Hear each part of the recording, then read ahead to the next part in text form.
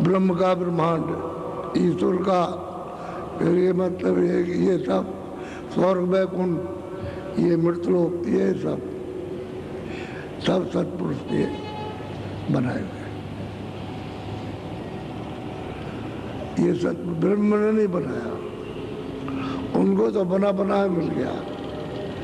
न ईश्वर ने बनाया, उनको बना बनाया मिला। पार ब्रह्म ने नहीं बनाया, उनको बना बनाया, क्योंकि तो पहले ही थे। सत्पुरुष ने निर्माण कर दिए। कितने तो अनेकों अनंतों ब्रह्मांड यानी सतलोक के नीचे जो गिनने में नहीं आ सकते, इतने ब्रह्मांड उन्होंने स्थापित कर दिए। उनकी किस चीज से धत्कार, जो आवाज निकली उस फोर्स से, उस ताकत से इतने ब्रह्मांड बना दिए गए। और फिर जब ये सब तैयार हो गए तो इन 16 सुतों को, 16 मतलब ये पुत्रों को सत्पुरुष ने वहां से उतारा अपने सतलोक से इन लोगों में, इनमें उतार दिया और सबको अपने अपने स्थान पर बैठा दिया। अब ये सब के सब उसी की आराधना, सब ईश्वर जिसको खुदा कहते हैं, घाट कहते हैं, जैनियों में तीर्थंकर कहते हैं ईश्वर, उसको ब्रह्म कहते हैं, उसको रब कहते हैं। ये सब अपने अपने मुकाम पर स्थापित कर दिए। लेकिन किससे उतर के आए? नाम से, शब्द से उतारे गए, आवाज से उतारे गए। ऐसे नहीं उतर के ऐसे नहीं गिरा दिए वहां से। अगर आधार नहीं रहेगा तो कहाँ जाएंगे? उस नाम से उतार करके सत्पुरुष ने उनको भेजा और जगह जगह पर बैठा दिया। अब ये सब लोग अपने अपने मुकाम पर, ये तो पहले से सब बना हुआ, अपने अपने मुकाम पर सब उसकी आराधना करते लगे। और जितनी गिनतियां हों वो सब खत्म हो जाएगी। संघ हो, महासंघ हो, जो सब गिनती इतने दिनों तक इन्होंने तपस्या की है अपने मुकाम पर बैठ करके। ये छोटा मोटा खेल नहीं है कि भाई छोटा मोटा खेल हो तो ऐसे ही हो गया हो। तपस्या की तो सत्पुरुष इन सब से खुश हो गए। तो सत्पुरुष ने इनसे कहा कि भाई तुम क्या चाहते हो, हम तुमसे प्रसन्न हैं। तो इन्होंने अपने अपना स्थान पर छोटा छोटा सा कह लेगा, हमको भी कुछ थोड़ा दे दीजिए। तो राज इनको दे दिया। तो राज किस पर करेंगे? वहां तो पहले अकेले आए थे, सब अकेले आए थे, सब के साथ उतारे गए थे, उसी पर बीच में टके हुए। यानी बगैर शब्द के रुक नहीं सकते। शब्द ही की ये है पूरी रचना, और शब्द पर ये सब टिकी हुई है। और शब्द भी पर उनको उतारा और बैठा दिया। इसीलिए तो कहते हैं सारी पृथ्वी, पूरा मंडल, पूरा आकाश, जल का, थल का, ये सब पूरा का पूरा घूम रहा है, ऐसे घूम रहा है। इस तरह से पूरा का पूरा स्वर्ग, पूरा वैकुंठ, ये सब का सब घूम रहा है इस तरह से। पूरा का पूरा यानी सूक्ष्म ईश्वर का लोक, खुदा का मुकाम, यानी मतलब ये है कि घाट, वो सब उसी झूले पर झूल रहे सब, वो सब पूरा घूम रहा, पूरे लोग घूम रहे हैं, जितने भी हैं सब के सब इस तरह से घूम रहे हैं। वो तो दुरा है, जैसे किसी गाड़ी में दुरा लगा होता तो घूमता तो पहिया चलाता है, ऐसा ही इस तरह। यहाँ तो कुछ पता नहीं चलता, ऊपर तो मालूम होता, ऊपर तो सब पता चलता है। अब मालिक खुश हो गए तो बगैर सुरतों के, बगैर जीवात्माओं के, बगैर रूहों के ये रचना नहीं हो सकती थी। क्योंकि रचना तो चेतन से होगी, जड़ से तो होगी नहीं, ना वो लिंग से होगी, ना रचना मतलब ये सूक्ष्म से होगी, ना कारण से होगी। रचना तो चेतन से होगी, और चेतन की मिलोनी, तो चेतन मतलब है। तो सुरतों को फिर छोटा छोटा इतना सा वहाँ तो इतना ही कहा जाएगा, लोटा भी नहीं, लोटा भी नहीं कि लोटा भर के दे दिया, तो थोड़ों का छोटा छोटा सा भंडार, इन सबको सब लोगों में तकसीम कर दिया, दे दिया। और ये सब के सब अपने अपने मुकाम पर राज करने लगे। आगे राजा भी इन्हीं सुरतों पर राज करते हैं और बिना हुक्म के ऊपर नहीं जा सकती सुरतें,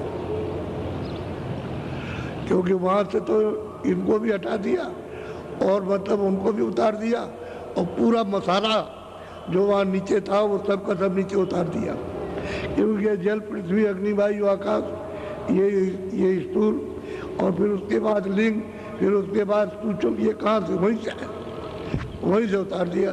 तो रचना के साथ ही उतार दिया था, जब पंडे मंडल बनाए तभी उतार दिया और फिर इनको भेज दिया। अब तो अपने अपने मुकाम पर इनको उतार करके ला गया। तो कितने युग बीत गए इनको उतारने में। इन्हीं सुरतों को जो मनुष्य, ये तन में दोनों आंखों के ये पीछे बैठी हुई है, ये कितने युग बीत गए उतारने में, ऐसे यहाँ नहीं आई, इतने प्रकाश छोड़कर यहाँ कैसे आ सकती थी। तो धीरे धीरे उनको उतार के लाया गया, धीरे धीरे उतार करके लाया गया। और कितने युग बीते उनको उतारने में और मुकाम पर रुकने में, तब फिर मतलब ये हर मंडलों में धीरे धीरे उतरे, क्योंकि उनमें इतना प्रकाश था कि ईश्वर का प्रकाश कुछ नहीं है, ब्रह्म का भी प्रकाश उनके सामने कुछ नहीं, और मतलब पार ब्रह्म का भी नहीं है, जो दोनों आंखों के पीछे बैठी है, इतना प्रकाश इनमें था, इतनी ताकत थी, ऐसे नहीं, मालिक के हुक्म से उतरे। और उन्होंने कहा था, ये मैं डोरी से उतारता हूँ, नाम से सबके शेष को मत छोड़ना, इसको पकड़े लेना। तो उस वक्त तो सब चेतन थे, पूरा ज्ञान था, पूरा ज्ञान था, सब कुछ देखते थे, सब कुछ सुनते थे, कोई किसी तरह की कमी नहीं थी, सर्वज्ञ ज्ञान था। तो उतार के धीरे धीरे ले आए। अब मालिक का हुक्म था, कौन वहां से आना चाहेगा, अरे सागर से जुदा कौन होना चाहता, उस आनंद से, उस रचना से कौन, वो तो जमीन ऊपर है, यहाँ तो है नहीं जमीन। तो इनको भेजा गया, तो अभी अपने अपने मंडलों पर बहुत मुद्दत तक रोका, क्योंकि नीचे उतार नहीं सकते थे। तो धीरे धीरे फिर मेलोनी अपने अपने मंडल में उन्होंने बनाई, और फिर उसके ऊपर पर्दा डाला, जैसे कारण पर्दा है उसका, शब्द, स्पर्श, रूप, रस, गंध, 5 चीजों का एक कपड़ा डाला। इस तरह से उनके ऊपर में डाल दिया कपड़ा, उनको मालूम नहीं हुआ कि कपड़ा डाला, तो वहां सब दिखाई दे रहा था। फिर और नीचे उतार करके ले आए, तो उन्होंने मतलब ये कि सूक्ष्म पर्दा डाला, सूक्ष्म शब्द, स्पर्श, रूप, रस, गंध और मन और बुद्धि और चित्त और अहंकार, ये 9 तत्वों का एक कपड़ा उन्होंने डाल दिया। फिर और नीचे उतार करके ले आए, तो स्वर्ग वैकुंठ में यानी 17 तत्वों का कपड़ा, 10 इंद्रियां और रजोगुण, तमोगुण, सतोगुण और मन और बुद्धि और चित्त, ये 17 तत्व हो गए। 17 तत्वों का कपड़ा इस बार डाल दिया, तो वहां भी खुला हुआ था, वहां भी पूरी रचना देखते थे, ऐसा नहीं था। लेकिन जब ले आए इसमें 5 तत्वों के, जल, पृथ्वी, अग्नि, वायु, आकाश का जो इन्होंने ढांचा बनाया और उसमें ला करके इसको बैठाया, तब भी उनकी आंख खुली थी, तब भी कान खुले थे और सुनते थे और देखते थे। ना उनकी आंख बंद थी, ना कान बंद थे, ना नाक बंद थी, तब बैठे हुए थे। और माँ के गर्भ में जब खोल तैयार हो गया, तो उन्होंने आकर के बैठा दिया, तो पूरा उनको अंदर से बोध था, सब देखते थे, सब सुनते थे और सब सूंघते थे, पूरा ज्ञान था। और जब 9 महीने का बाहर आया, तो फिर मतलब ये सब के सब सतयुग, योगी, सब विज्ञानी, तुम उसी रामायण को पढ़ो जिसमें लिखा है सतयुग जोगी, सतयुग में सब जोगी और सब विज्ञान पर परम पद को सब प्राप्त कर, सब आते जाते, सब जितनी सूरतें मनुष्य शरीर में आई थी वो सब की सब रोज जाती थी, रोज आती थी, कोई उनका बंधन नहीं था। शरीर से निकल गई और आ गई। तो जब वहाँ आनंद लेती रहती थी तो उस समय पर इनकी आयु लाख वर्ष की, इसी शरीर की आयु लाख वर्ष की। और आयु क्यों लाख वर्ष की? कि जो उन्होंने प्राणों श्वासों को दिया तो वो श्वासों के ऊपर चली गई, सुनते तो श्वासें वहीं रुकी रह गई और निकली नहीं। जब मनुष्य शरीर से निकली नहीं तो श्वासें ज्यों की त्यों बरकरार, तो फिर आए तो ऊपर रहते थे और फिर आ गए, ऊपर रहे और फिर आ गए, जरा देर के लिए आए फिर चढ़ गए, ऐसा। तो लाख वर्ष उस समय पर कर्मों का कोई विधान नहीं था, न वेद थे, न शास्त्र थे, न पुराण थी, न पुराण कुछ नहीं थे, कोई कागज कोई लेख नहीं थी। और सब परम पद के विज्ञानी थे, सब परम पद के अधिकारी थे। उस समय लाख बरस यानी बीतने पर वो सुरतें जितनी मनुष्य शरीर में आई सब वापस पहुंच गई, जहाँ से सतलोक से उतारी थी वहीं वापस चली गई। तो फिर जो पीछे से फिर आई तो फिर मतलब है कि उतारते गए, जो आती गई। अब उन्होंने देखा ये तो सब चले जाएंगे, तो फिर हमने इतने युगों, इतने अनगिनत युगों तक हमने जो तपस्या की तो सब बेकार हो जाए, फिर क्या रहेगा। तब इन्होंने क्या काम किया कि आद्या महाशक्ति, उसके द्वारा मतलब ये ब्रह्मा विष्णु महादेव ये तैयार किए, पैदा हुए। तो ये इनके निरंजन भगवान के ही पुत्र हैं। तो इनको यहाँ भेजा कि जाओ तुम ये जाके गुण बताओ, ये ब्रह्मा का गुण क्या है, विष्णु का क्या है, शिव का क्या है।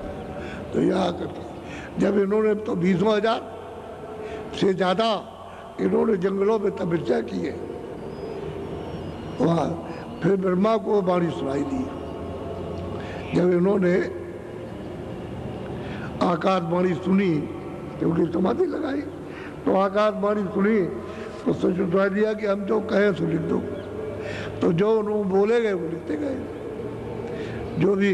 तो वहाँ तो मतलब ये कि ये भाषा तो थी नहीं, वो तो जैसे लोटे में कंकड़ डाल दो करे वो भाषा थी। तो वो जरूरत सब समझती थी, सब आना जानती, तो लिख लिया तुम्हारा। उसी को कहते हैं जो संस्कृत में, उसी का नाम है वेद। और वेद में उल्टा किया तो ये उल्टा कर दिया आपने, सरल शब्दों को बनाया, उसी से शब्द निकले।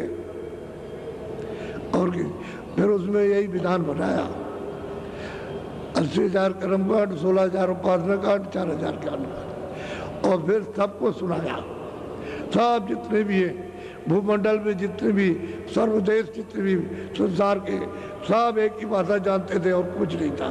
तो उनको सबको सुनाया, इधर वो विधान बन गया और सबको अधिकार दिया जाएगा मृत्यु लोक का। पहले तो कोई कहीं का नहीं था, सब लोग आते थे और जाते थे, आते थे जाते थे। कोई रास्ते में रोक टोक और बंधन, कोई चौकी पहरा किसी का था नहीं। अब जब आपको अधिकार मिल जाएगा, पाप का, पुण्य का, अच्छे बुरे का, न्याय का, अन्याय का, सत्य का, असत्य का, जो सब मिल जाएगा, तो आप अपनी स्वेच्छा से वो कहेंगे हमने तुमको पूरा अधिकार दिया, हमारी तरफ से रोक टोक मनाही या आदेश नहीं है, तो अपना जो चाहो उसमें लोग में करो। तो जब अधिकार आपने पाया तो फिर ये मैल स्टूल ये यहाँ अंतःकरण में जमा होने लगा। तो धीरे धीरे जमा होते होते होते होते होते होते जमा, आपकी धीरे धीरे आँख मटमैली हुई और कानों से कम सुनाई देने लगा।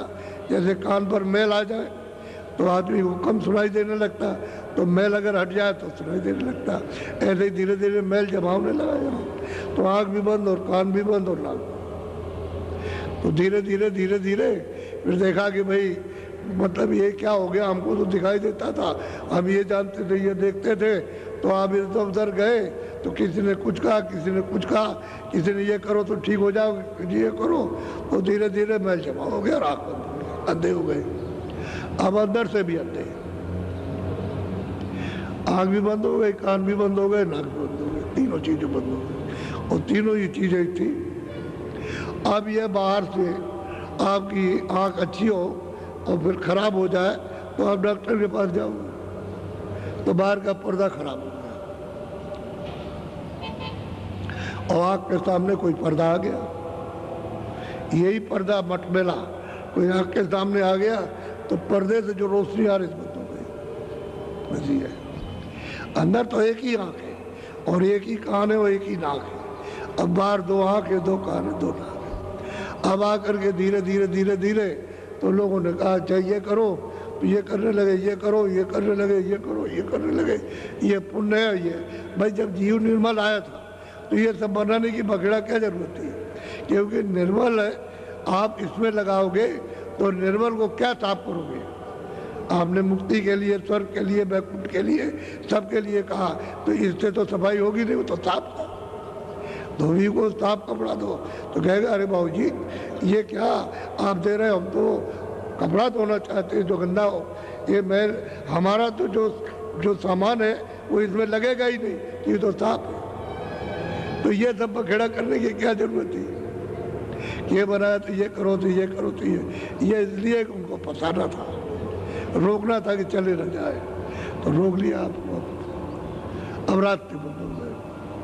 अब 700 बरस के पहले तो कोई रास्ता खुला नहीं था, और 700 लगभग हुए या 2-4 बरस ज़्यादा या कम, बस तब से रास्ता खुला ऊपर जाने का, नहीं सब बंद हो गया था, सब भूल गए थे। जितने भी ऋषि मुनि योगी जति सन्यासी जितने भी है सब के सब भूल गए रास्ता, किसी को ऊपर का रास्ता ही नहीं मालूम रहा। तो जो छोटी मोटी साधना कष्ट उठा के करते थे उसको उन्होंने बताया भी नहीं, लोगों को अपना करके तो इधर उधर हो गए, चले गए, और वहां ऐसी जगह पहुंच गए जहां फिर आना,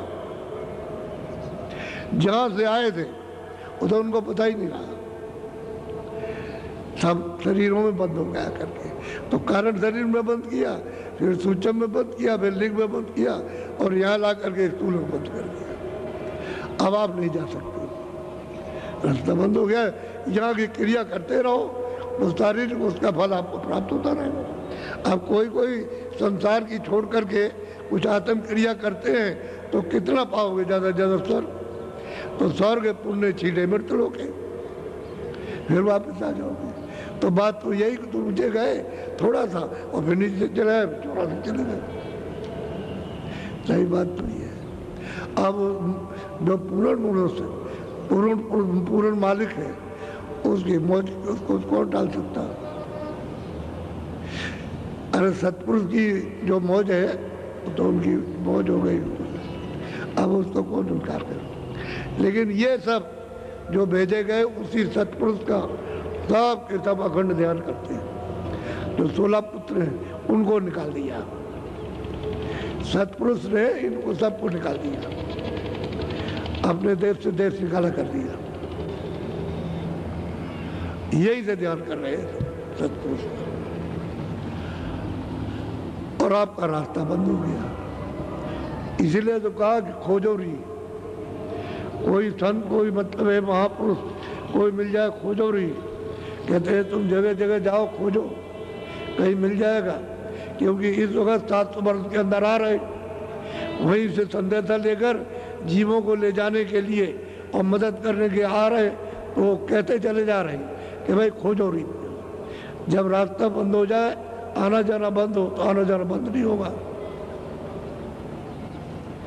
आना जाना बंद नहीं होगा। कि जब आपको भेजा था तब सतपुरुष ने संतों को यहाँ भेज दिया था कि उनकी रिपोर्ट सब देशों की हमको रोज देते रहना।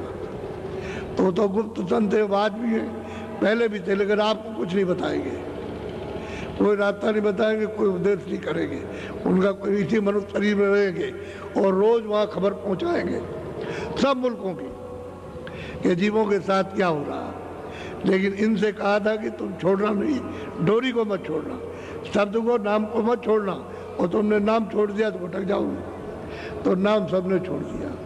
अंदर आवाज़ आ रही है, 24 घंटे घंटे घड़ियाल, झांझ मजीरा, तरह तरह के मतलब बाजे बज रहे, लेकिन तुम्हारे कान तो भरे हुए। जब बंद हो गए कैसे सुनोगे? नहीं सुन सकते। तो बड़े मैं संकेत आपको दे रहा हूँ, बता रहा हूँ। और यहाँ प्रेमियों ने, और जो गुरु आए वहाँ से, जो महापुरुष आए, संत आए, उन्होंने उनको प्राप्त कराया। और आगे भी यह भी जारी रहेगा, बंद तो नहीं रहेगा। लेकिन यह है किसी किसी को मिलता है। तो असल में महापुरुषों की जो किताबें हैं वो तो ये बता रही हैं, वही प्रमाण है, सच्चा प्रमाण मालिक के होने का।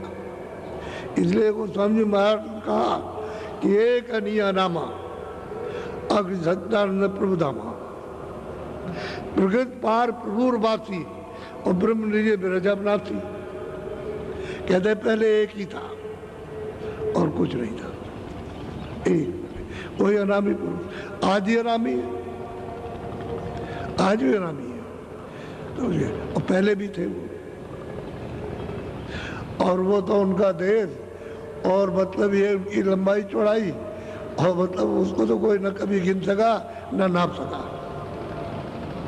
वो तो ऐसा है, मालिक पहले एक ही था। अब यह है कि यहाँ आकर के अब तुम, आपको तो ये मालूम नहीं है, ये तो आप संकेत में सुन रहे हो। अब आप तो सुन रहे हो तो आपको आश्चर्य लग रहा, और जब हम प्रमाण देंगे उसका, यानी देखो ये कहा उन्होंने, और ये पिछले लोगों ने कहा, और ये पिछले लोगों में, तब आपको यकीन होगा। ऐसे यकीन विश्वास नहीं होता,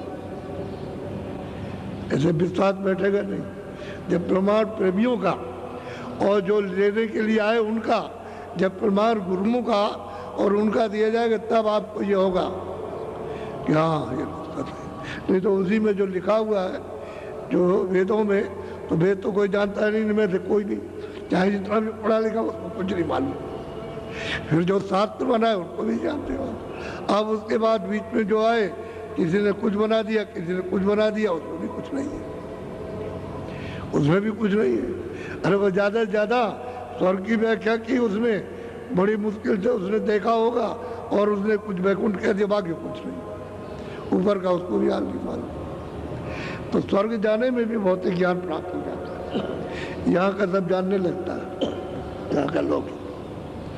उधर का जहाँ का जाएगा वहाँ का सब जानेगा, यहाँ का भी जानेगा। और वैकुंठ में जाने वाला वैकुंठ, स्वर्ग और यहाँ भी जानेगा। और ऊपर के लोक में उन तीनों लोगों को वहाँ सूक्ष्म लोक में जाएगा, वो जानेगा। वो जितना चढ़ता जाएगा उतना सब जानता जाएगा। तब वेद उसकी आंखों के सामने खुल जाएगा, छुपने वाला नहीं है। जब दृष्टि खुलती है तो ये छुपता नहीं कि वहाँ रात्रि तो है नहीं, ये रात हो जाएगी, अंधेरा हो जाएगा, वहाँ तो उजाला ही उजाला है। आँखों के ऊपर चले और आंखें साफ हुई, ये अंतःकरण साफ हुआ, वो उजाले हुए, फिर नहीं बंद होने वाला। प्रकाश ही प्रकाश है, और प्रकाश में रचना है, एक से एक दिव्य रचना। यानी मतलब ये जो लिखने में नहीं आए, ऐसी अलौकिक रचना है। रचना ऊपरी है, रचना यहाँ कुछ नहीं है। तो मिट्टी का एक ढेमा है, मिट्टी का ढेला है, ये कुछ नहीं है। रचना तो ऊपर है, ऊपर। जमीन तो जीवात्माओं की ऊपर है रहने की, ये जमीन नहीं है, इसलिए तुम यहाँ नहीं रह सकते हो। ये अगर तुम्हारी जमीन होती तो हमेशा रहते। आपकी चेतन जमीन ऊपर है, वहाँ ऊपर में महासागर है जिसको कह नहीं सकते, वहाँ तो जीवात्माओं को भरा हुआ ये नहीं। अब वो रास्ता जो मनुष्य शरीर से जाता है, जिस शरीर से ये आई है, जिस रास्ते से वो जो जाता है, वो अगर जानकारों से मिल जाए तो हम जा सकते हैं। और वो रास्ता नहीं मिलेगा तो हम नहीं जा सकते। उसी के लिए कहते हैं उनको खोजो जो परिपूर्ण शब्द भेदी है, नाम भेदी, जो सब स्थानों को देखते हैं और जाते मिलते और चढ़ जाते उतर जाते, उनके पास जाओ। तो आप उनके पास पहुंच नहीं पाते, क्या करें। ये अपनी परा सनातन विद्या कोई आज की नहीं है। ये सतयुग में जब आए थे तो सभी उसको प्राप्त किए थे। आप उन किताबों का संतों की जानकारी नहीं है तो गोस्वामी महाराज तो पूरे संत थे, कोई अधूरे थोड़ी थे, पूरे थे, पूरा आते थे, पूरे जाते थे। तब तो उन्होंने उसमें जिक्र किया कि सतयुग जोगी, सतयुग में जितने स्त्री पुरुष बच्चे थे सब जोगी थे, 9 महीने के बाद तब, और गर्भ में उनको ज्ञान था, आँख खुली थी, कान खुले थे, अंदर से देख रहे थे, सुन रहे थे, ये सब था। तो सब जोगी विज्ञानी सब उसके अधिकारी थे। अब यह है कि आप उनको नहीं समझ सको तो कोई क्या करेगा। यह है तत्व, ये कथा वार्ता नहीं है। जीवात्मा कैसे उससे जुड़ेगी उसका ये संदेशा है। इसको कहते हैं सत्य का संग हो, उसको कहते हैं सत्संग। सत्य संग वो सत्य है, नाम तो सत्य है। और नाम यहाँ से मतलब ये है कि वो अपने जगह से उसको बंद कर ले, जैसे पावर हाउस से बिजली बंद हो जाए कब खत्म, कहीं रोशनी नहीं होगी। ऐसे वहाँ शब्द अपना बंद कर ले तो यहाँ कुछ भी नहीं, पलक के मारते सब खत्म। ना आप रहोगे, न जमीन रहेगी, ना आसमान, ये कुछ नहीं रहेगा, न सूरज न चांद, कोई चीज नहीं रहेगी। वहां से बंद कर दे, शब्द वो बंद कर ले, सब खत्म। ऐसा उठ जाएगा कि धुएं की तरह से कहाँ गायब हो गया, उसी के साथ आप गायब हो जाओगे।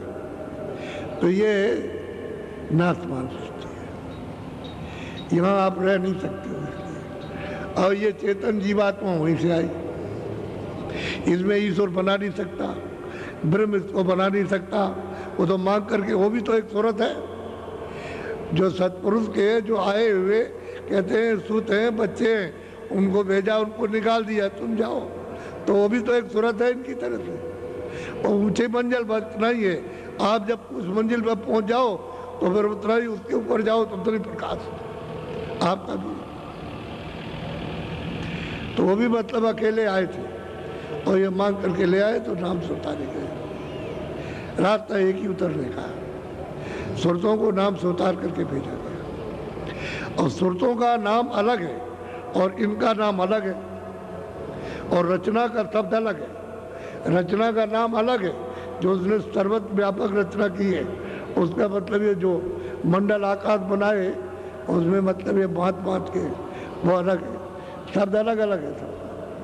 अब वो शब्द पा जाओ जिनसे उतर करके आई तो चढ़ जाओगे आप, तब चढ़ाई हो जाएगी। और उस शब्द का बोध नहीं होगा, उसकी जानकारी ज्ञान नहीं होगा तो आप नहीं जा सकते। कोई शब्द मिलना चाहिए जिससे उतारे गए, और ठेके से उतारे गए हो, इस स्थान से यह स्थान, इस स्थान से यह स्थान, इससे यह स्थान और इससे यह स्थान उतर के लाए गए।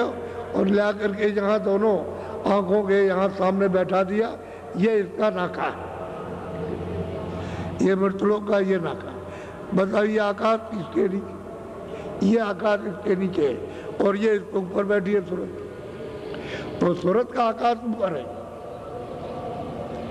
इसी आकाश में जितने भी कर्म है, आपके पाप पुण्य अच्छे बुरे, ये सब के सब इसी में जमा है। यही फैसला होता है इसका। और वो तुम जला नहीं सकते हो जब तक योग रूपी अग्नि प्रकट न हो जाए। नाम न प्रकट हो तब तक वो जलेगा नहीं, तबाही नहीं होगी। इसलिए मोटी सी बात, सीधी सादी आपको जैसे बच्चों को पढ़ाया जाता है वैसे पढ़ाता हूँ, और भी सरलता से पढ़ाता हूँ, मुश्किल नहीं है। तो सुन लीजिए जरा सा दोस्तों।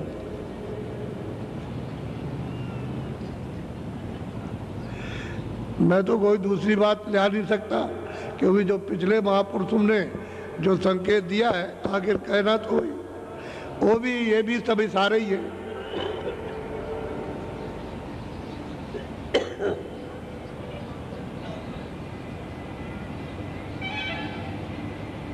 बोलो।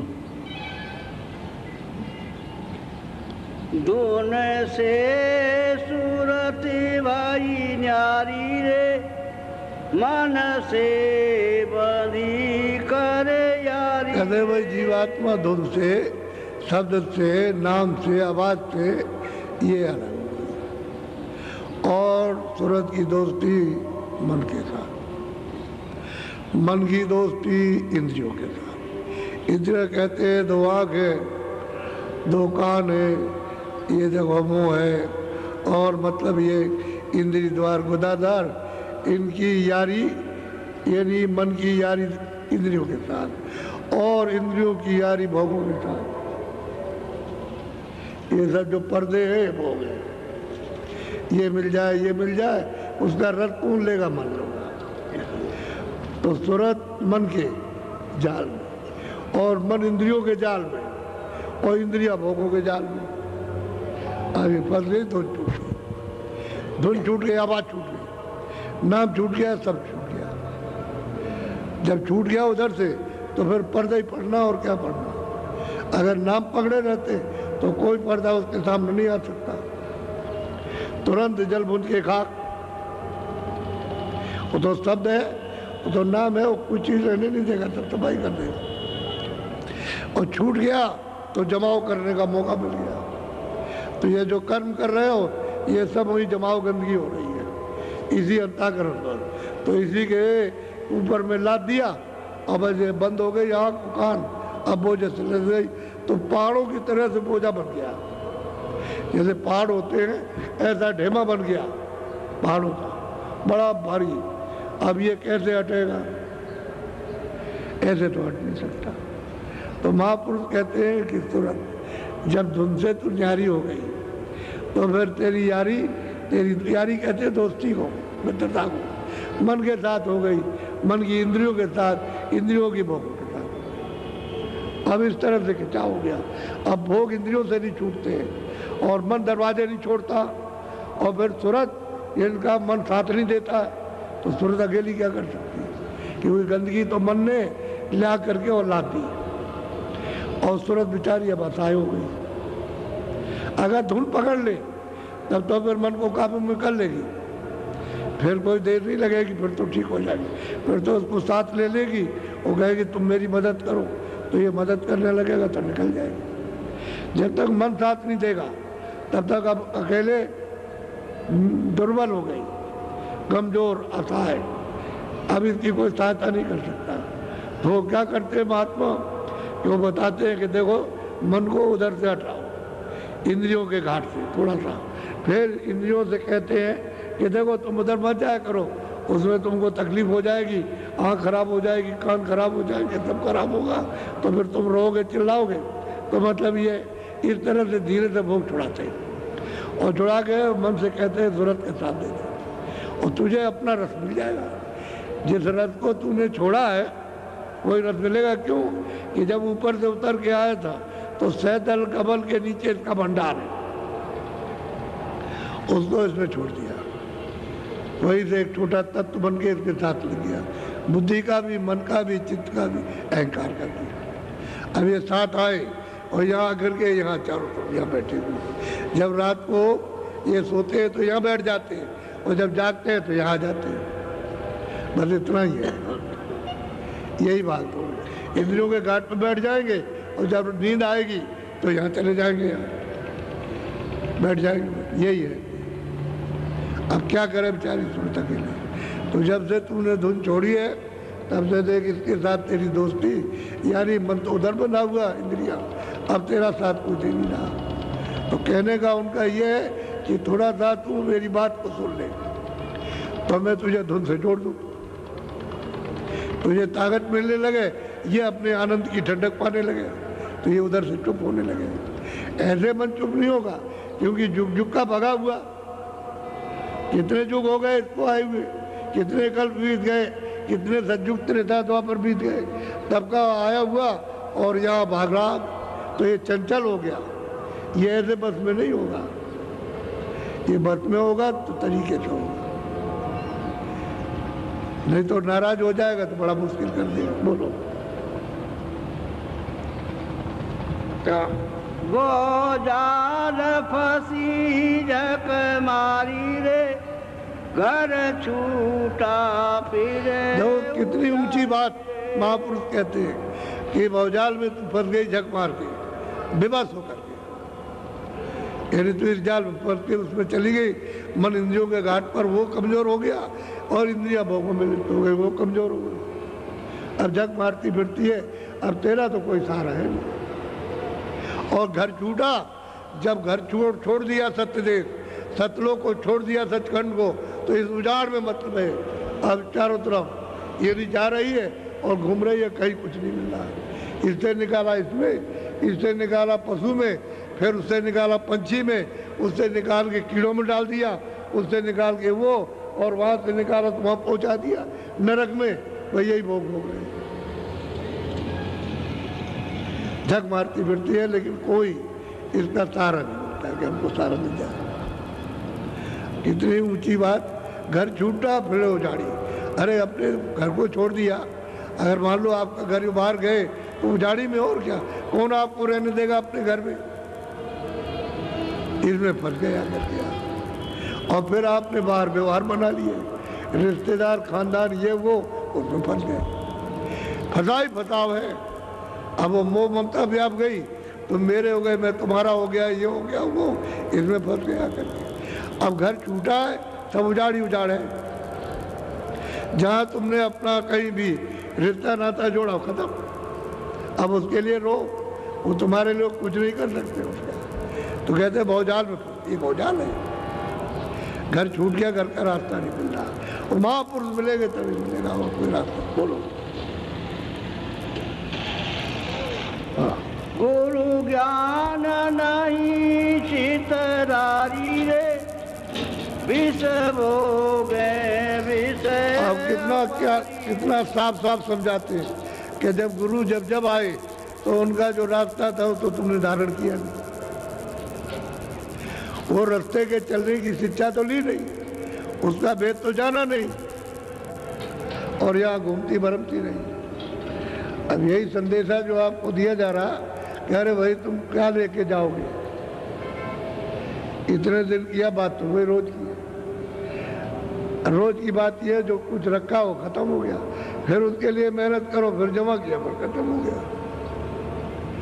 तो किस चीज में जा रहे हो? उससे न मिला तो कुछ नहीं, न मिलेगा, इसलिए ये कुछ नहीं जा रहे। तरह तरह का भवजाल वासना भिन्न भागती, अथाह वासना समुद्र की लहरों की तरह से वासना उठ रही है और मन भाग रहा है उस आनंद को खोजने के लिए, लेकिन कहीं भी नहीं मिला। चाहे कितना भी राज में जाए, इसमें जाए, धन में, दौलत में, बच्चों में, कहीं भी, लेकिन कहीं उठता है, सब जगह निराश हो जाता है, कुछ नहीं। तो उसने अपना आनंद छोड़ दिया। जब अपना आनंद छोड़ दिया तो मन क्यों रुके, और सूरत को क्यों, उसको बेचारी को कुछ चैन मन मिले? वो भी फंस गई आकर के। भेजा था लेकिन भूल उससे भी हो गई कि नाम छोड़ दिया। अगर धुन को छोड़ती नहीं तब तो सदा जागती रहती, होश में रहती, और धुन छूट गई तभी मौका मिल गया। तो मन दिया था उनका एजेंट है, काल भगवान का, जिन्होंने कर्मों का विस्तार किया, उनका वो एजेंट है कि सूरत को जाने तू मत देना। आपको ये भेद तो मालूम नहीं। कोई मन, कोई मतलब जीवात्मा या कोई रूह या बुद्धि, कोई रूह जीवात्मा नहीं है, वो तो तत्व है वहाँ का, वो साथ लगा दिए गए। और जब तक तत्व अपने में नहीं पहुँच जाएगा भंडार में, तब तक आपका पीछा नहीं छोड़ेगा।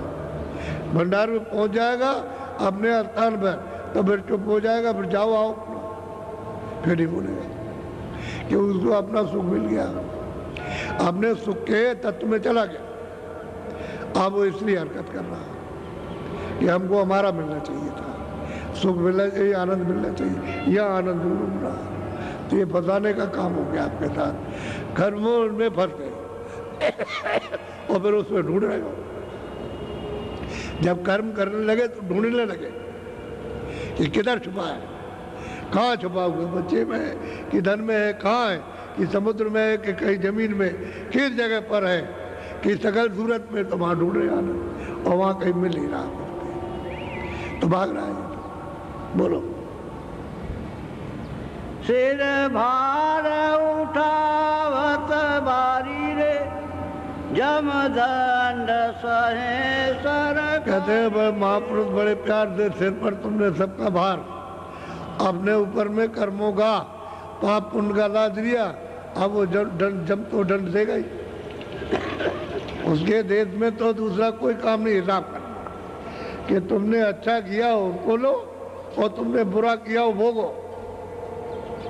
वो तो जम का दंड है, वो क्यों छोड़ देगा आप?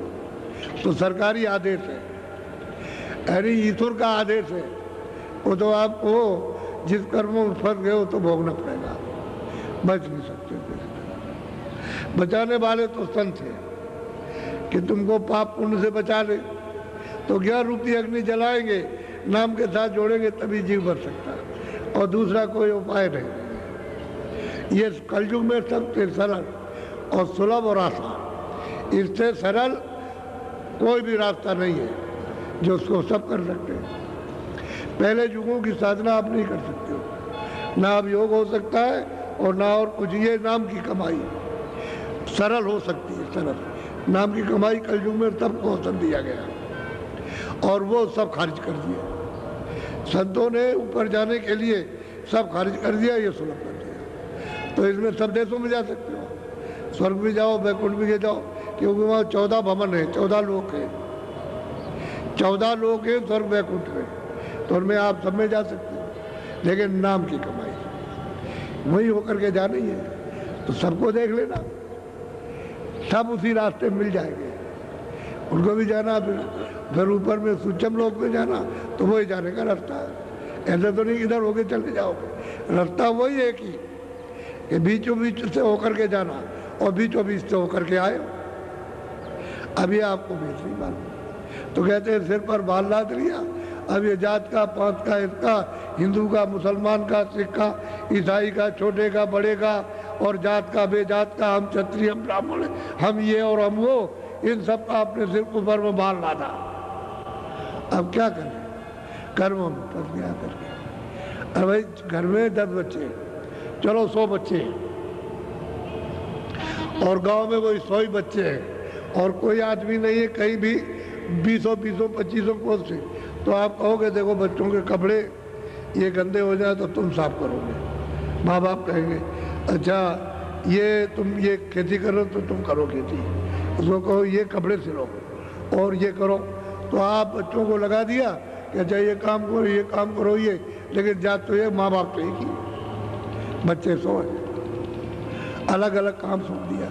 थोड़े दिन के बाद जब उन्होंने देखा कि वो चले गए वो, और जब एक आध 2 पीढ़ी हुई तो कह लगे अरे ये तो छोटा काम है, ये तो मतलब भंगी है, ये तो मलमूत्र धोता है, ये सब के, ये तो धोबी है, कपड़े धोता है, सिलाई करता है।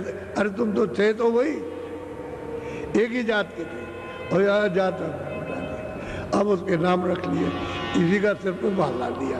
वो धोबी है, वो दर्जी है, वो बढ़ई है, तो वो ये है, वो है, अध्यापक है तो वो वही है, वो क्षत्रिय है, ये सब इन सब बारों में फंस गए। बात तो एक ही थी, जब आए थे तो आप बिल्कुल अज्ञानी आए थे, जब जाने लगोगे तो कोई ज्ञान नहीं रहेगा। एक ही तरह से आना, एक ही तरह से जाना, इसमें तो कोई भेदभाव है। अब भेदभाव यहाँ है, जो तुमको सिखाया पढ़ा गया उसमें, ये भंगी है, ये बड़े ही है, रोगी है, इसके साथ संबंध नहीं कर सकते, बैठ नहीं सकते, छू नहीं सकते हो, तो छुआछूत, अरे क्या छुआछूत तो पाप, वो आपको नहीं करना चाहिए था कि भाई ये नहीं करोगे तो हम नहीं तुमको छुएंगे, तुम्हारे पास नहीं भाई ये। अरे अच्छे काम में छुआछूत किया, जब अच्छे थे तब मिलजुल के रहते थे। बोलो। दुख विपदा बहुत सहारी रे, अब सत्य गुरु कहते भाई तरह तरह की ये विपदाएं, ये तरह तरह की आपने सब भोगी।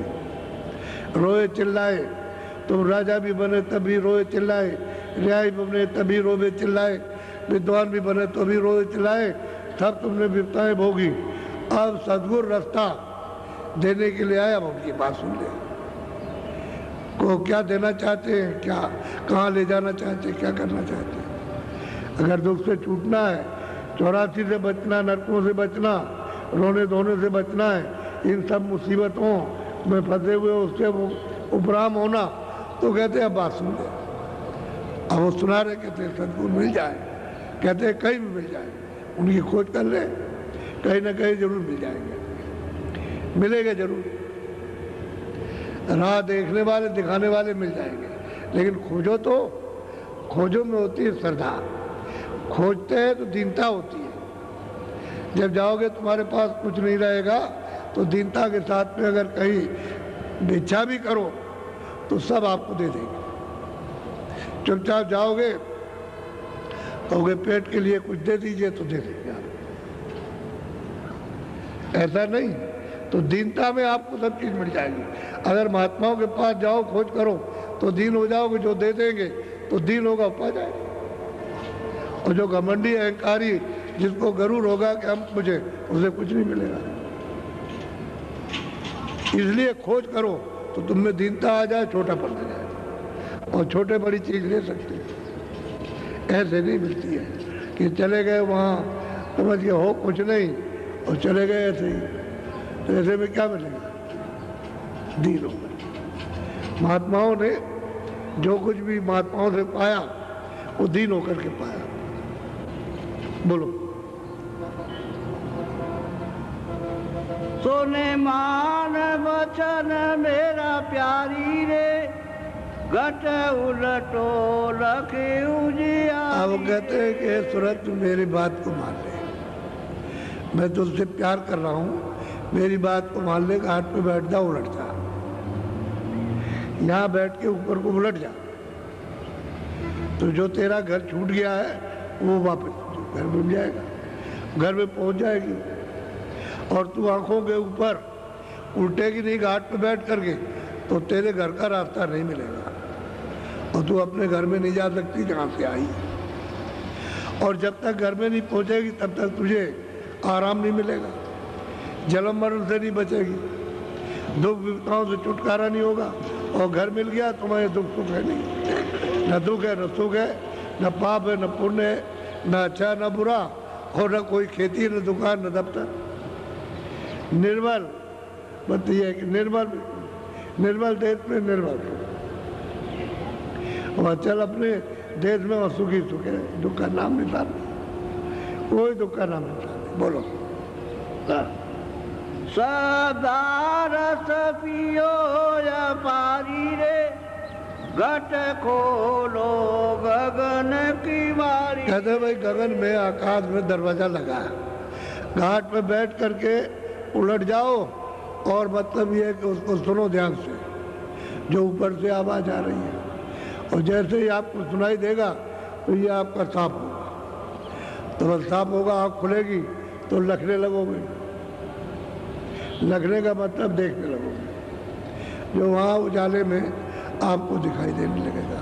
तो गगन के बाड़ी, गगन में एक दरवाजा है, वो दरवाजा दिखाई देगा तो आप कहोगे ये क्या चीज़ है, तो उसी दरवाजे पर मारो अपना निशाना, तो बता दरवाजा खुल जाएगा, तब आप उस पार जाओगे, तब चल पड़ोगे आप। वो तो जो गुरु बताएगा वो ले चलेगा आप, लेकिन कहते हैं कि उलट चलो, जब वो भेद बता दे तो उलट चलो, समझ गए। वो जो दूसरा मंडल है आकाश, उसकी तरफ में चलो, आवाज तो आई नहीं, उस आकाश में आवाज तो सुनाई देने लगती है। जैसे ही ये पर्दा हटा गंदगी का तो आवाज आने लगी, यही सुनाई देती है, यहीं पर बाजे बजते, यहीं पर देववाणी सुनाई देती है इसी जगह, लेकिन सफाई हो जाए। तो कहते हैं जब सुनाई देने लगा तो फिर उनकी आवाज को पकड़ लो। बोलते हैं स्थान स्थान के स्थानधारी जो अपने अपने मुकाम पर बैठे हुए ईश्वर ब्रह्म पार ब्रह्म, ये सब के सब अपनी आवाज निकालते हैं, समझ गए। और वो बोलते हैं कि मैं ये हूँ। वो बात जैसे हम लोग बात करते हैं ये तो गंदी चीज है, उनके यहाँ तो स्पष्ट है। और उसका बोध कौन सूरत करती है? सूरत की समझ में आता है। जैसे कोई आदमी है यहाँ चलाया, वो भाषा नहीं है, इनकी भाषा नहीं जानते हो, लेकिन वहाँ चले जाओगे तो भाषा समझ में आ जाएगी। ऐसे जीवात्मा यहाँ आई, और जब वहाँ जाएंगे तो तब भाषा समझ लेगी, सब बोल समझ लेगी, सब आवाज़ समझ परख लेगी, पहचान लेगी। तो कहते हैं कि उल्टो और अंदर चलो, और देखो जब किवाड़ खुलेगा, दरवाज़ा खुलेगा तो लगो, देखो रचना देखते चलो, कितनी मनमोहन रचना। तो आपको फंसना नहीं, घर जाना है। घर का रास्ता बताएंगे जो जानते हैं, बोलो। गुरु बिन नहीं और आधारी रे, सत्य गुरु पूरे काज।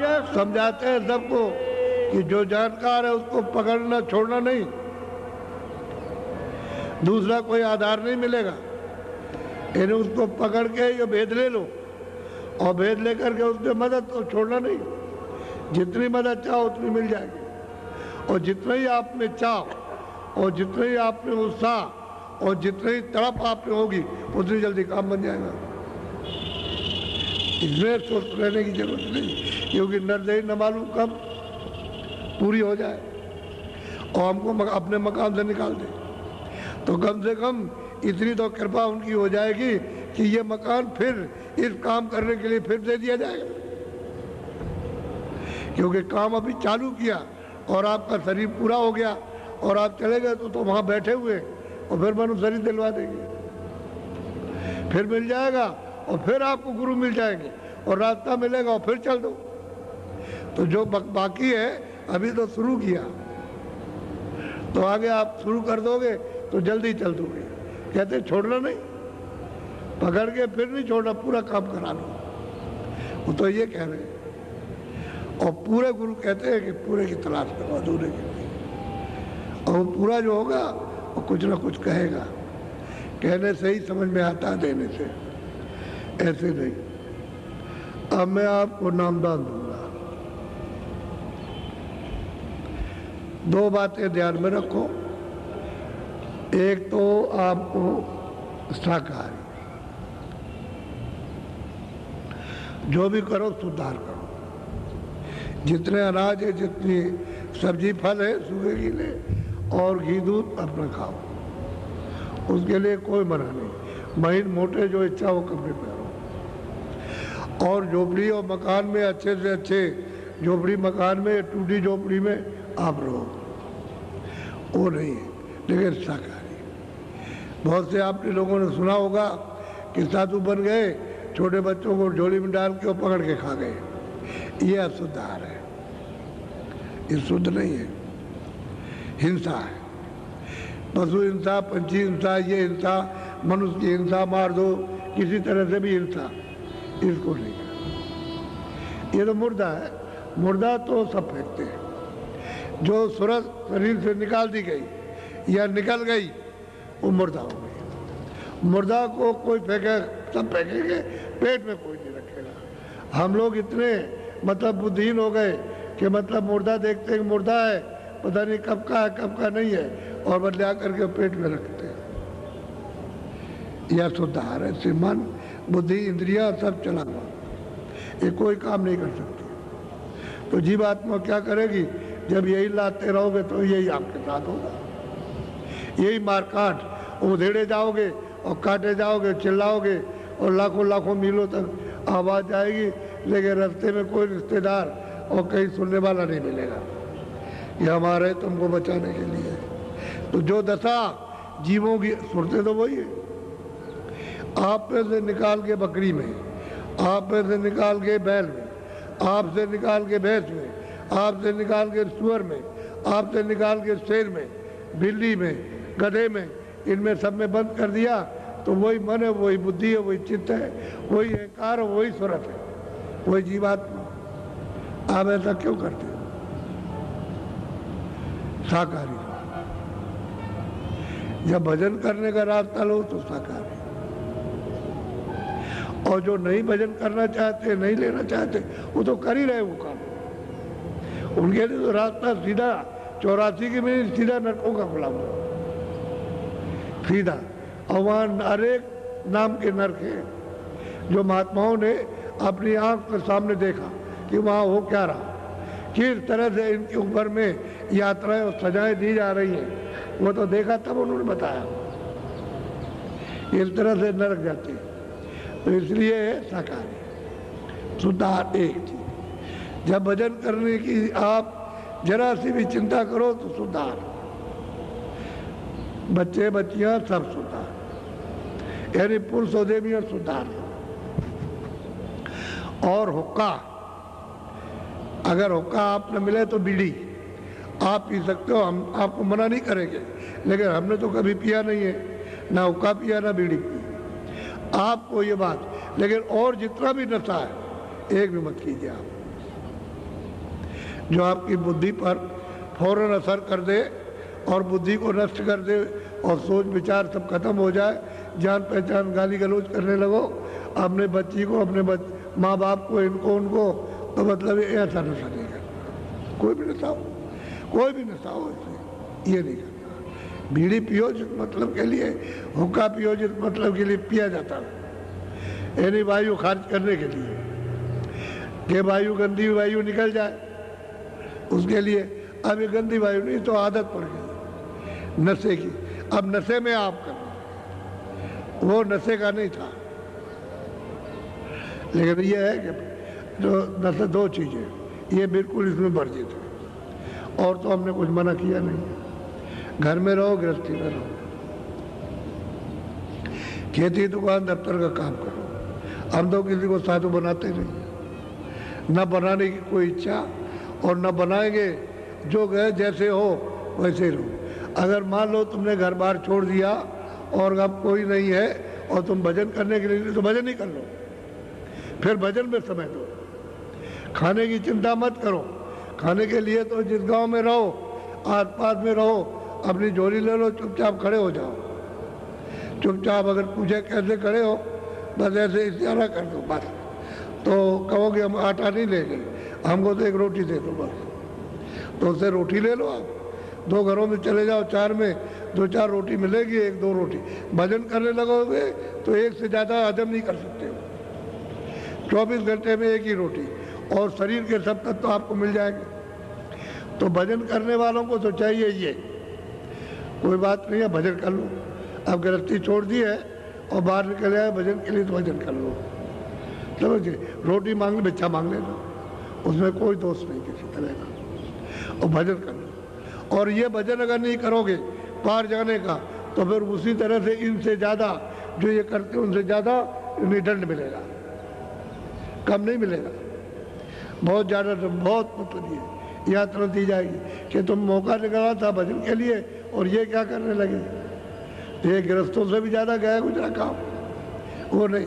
जब आप भजन के लिए भजन करो और गृहस्थी में काम करेंगे, खेती दुकान दफ्तर का समय बचाएंगे, बच्चों की सेवा करेंगे, उसी में समय बचाकर उनके लिए उतना सुलभ कर दिया जाएगा कि तुम इतना ही समय दो, इतने में काम हो जाएगा। क्योंकि वहाँ समय लगाते, वहाँ लगाते, वहाँ लगाते, और बच्चों की सेवा में वो आ गया, उसकी सेवा में, तो इतना समय तुम दो इसमें, इतने में तुम्हारा काम बनेगा। इसलिए सबको सुविधा हो जाएगी। ये नहीं कि हमको घर बार छोड़ देना, तो घर बार सब छोड़ दोगे तो साधु बन जाओगे क्या? ऐसे तो बड़े त्यागी हो नहीं, या आप इंद्रिय दमन हो, इसलिए घर में रहो, अपने कोई काम काज छोड़ने की जरूरत नहीं, वही रह करके भजन कर लो। रास्ता आपको बता रहे और मदद करेंगे। गुरु महाराज कहते थे कि भाई भजन कर ले और मदद ले ले, और कहते मेरे सामने कर, मैं चला जाऊंगा तो भजन नहीं होगा, अभी कर ले, जितना भी समय दे सकता है उतना दे दे और भजन कर ले मदद। उनका तो ये कहना, वही बात उनकी सुना रहा हूँ कि भजन कर लो भाई, मदद जो कुछ भी है गुरु महाराज दे देंगे, मिल जाएगी मदद। मेरे पास कुछ नहीं है, मैं तो वैसा ही, सामान तो उनका है, हमारा तो कुछ है नहीं सामान। उन्होंने कहा था कि मेरा सामान रखे रहो और बांट देना, तो मेरा तो कुछ है नहीं, मैं सोच क्या। अब कोई आ जाएगा कह लेगा जिज्ञासु आ जाओ, दे दे। अब जिज्ञासु आ जाएगा तो मिल जाएगा, और नहीं जिज्ञासु होगा तो तुमने मुख मोड़ लिया, चले जाओ, क्या करेंगे। और तुम्हारे पीछे पीछे तो दौड़ेंगे नहीं, जब पीछे बात सुन लो, ले लो ले लो, तुमको अच्छी चीज मिलेगी दुनिया से अच्छी, तो तुम भगे चले जाओ, जाओ चले जाओ। ये तो चीज तो उनकी है, हमारी नहीं। इसलिए कहा यहाँ आकर के, वहाँ मंदिर में देखो बैठे हुए, और उन्होंने कहा था कि भाई हमारा निशान बनाना, बता देना कि यहाँ जो आए वो बुराई छोड़ दे, तो मैं उसकी इच्छा पूरा करूँगा। तो बुराई छोड़ दीजिए, उसमें क्या बात है? बुराई के लिए तो कह रहे हैं, खेती तो बंद करने के लिए नहीं कहा कि खेती मत करना, या दुकान मत करना, या दफ्तर मत करना, या बाल बच्चों में मत रहे, ये तो नहीं कहा।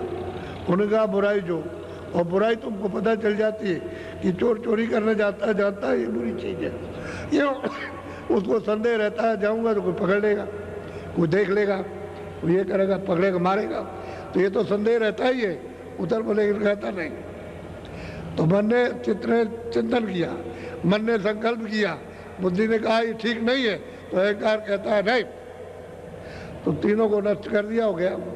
जब पकड़ा गया, मार पड़ी उस पर, समझ गया, मारा गया उसको, तब वो कहता है कि देखो हमने तो कहा था, बुद्धि कहती है और तुम माने नहीं, तो मतलब ही अब ले भोगो, यहाँ मार पड़ेगी, वहाँ मार पड़ेगी, फिर तुम वहाँ जाओगे, सजा होगी, ये होगा।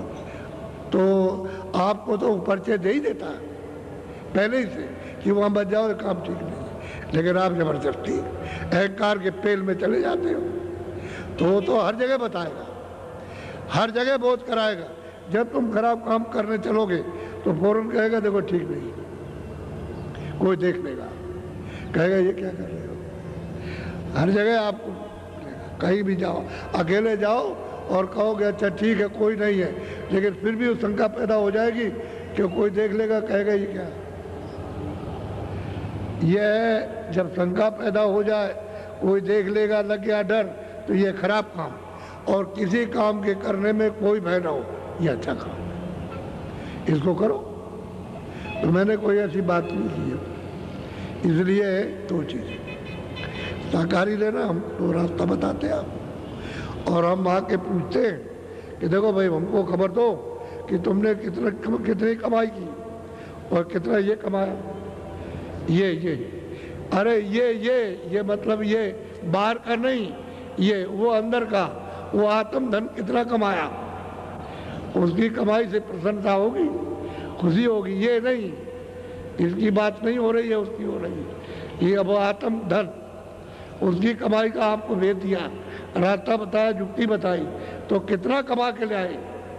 वो नहीं ऐसे खाली खड़े हो गए तो तुमने क्या किया, तो बच्चा नालायक समझा जाता है, कह रहे तुमने कुछ नहीं किया और ऐसे ही बैठे रह गए ऐसे। तो उससे कौन प्यार करेगा? जो मतलब आज्ञा का पालन करेगा वो प्रसन्न मानेगा, उससे खुश हो जाएगा। तो दरवाजे पे बैठोगे, रोज रोज बैठोगे और इंतजार ही करोगे, दया करेगा। इसलिए उसकी दया को ले लो, कमाई करो, जो भेद अभी बताया जाएगा उसकी कमाई। नए पुराने किसी को उठाता तो नहीं हूँ, क्योंकि अगर उठाऊंगा तो बहुत समय लगेगा। तो आप अपना फिर रिन्यू कर लो, फिर अपना याद कर लो कि हम कुछ भूले तो नहीं है, क्योंकि इसमें भूल ही जाते हैं। नीचे का ऊपर, ऊपर का नीचे, इसका रूप है तो उसका नाम, उसका है तो उसका नाम, जोड़ दिया तो भूल जाते हैं। तो फिर से याद कर लेना, वो बैठे रहो, बाकी और कुछ। अब ये छोटी मोटी चीज़ें हैं घर में, माँ बाप बच्चों को सिखाते हैं, बच्चा झूठ मत बोलना, धोखा मत देना, बुरों का साथ मत करना, ये तो संगत में आकर के छूट जाएगा। इसकी विशेष बात नहीं करना, बात तो वो करना है, इन दो चीज़ों को छोड़ना। उस संगत में मत रहना, उससे अलग रहना, अच्छे लोगों की संगत में रहो, उठो बैठो, एक दूसरे की सेवा कर दो। इसलिए आप उनसे मित्रता करते हो। तो अब मैं आपको नामदान दूंगा, जो नाम बोलूँगा सब लोग एक आवाज़ से एक साथ बोलेंगे। पेट के अंदर नहीं बोलना, जबान से आवाज़ निकले। पहले मैं बोलूँगा, जिस नाम को मैं बोलूँ, मेरे बोलने के बाद उसी नाम को सब लोग एक साथ बोलेंगे। और जो नाम बोलता जाऊँ उसी नाम को आप बोलते जाना। जब मैं चुप हो जाऊंगा तो आप भी चुप हो जाना। शुद्ध उच्चारण करना, नाम बोलूंगा तो शुद्ध उच्चारण होना चाहिए।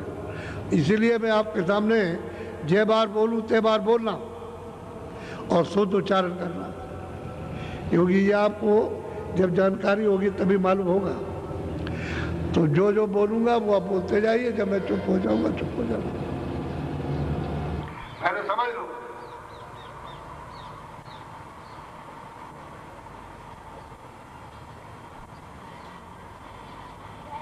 ऊंचा ध्यान देकर के ऊपर की तरफ, जितना ऊंचा ध्यान देकर ऊपर की तरफ अंदर का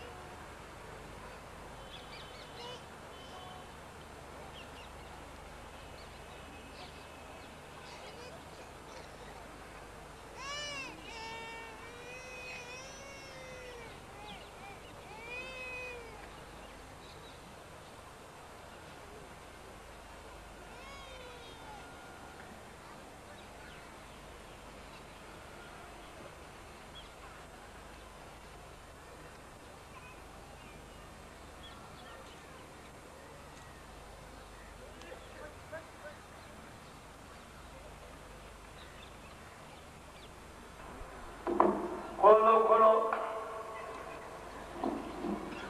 खोलो खोलो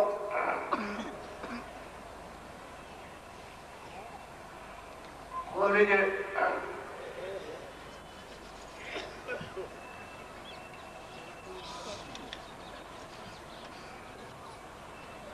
बैठ जाओ, बुद्धि मार के बैठो, बुद्धि मार के बैठो।